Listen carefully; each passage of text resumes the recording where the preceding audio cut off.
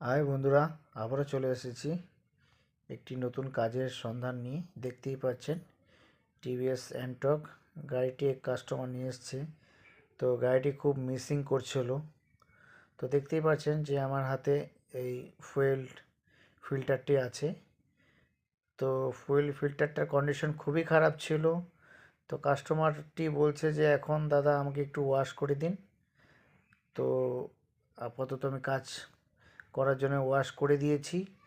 আর দেখতেই পাচ্ছেন কি পরিমাণে নোংরা হয়ে গেছে।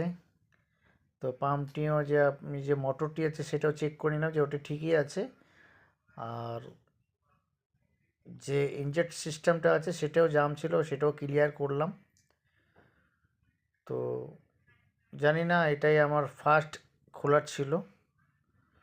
তো আজকে আমি অ্যান্টক গাড়ি এটা ফার্স্ট খুললাম। সাথে থাকুন আপনারা।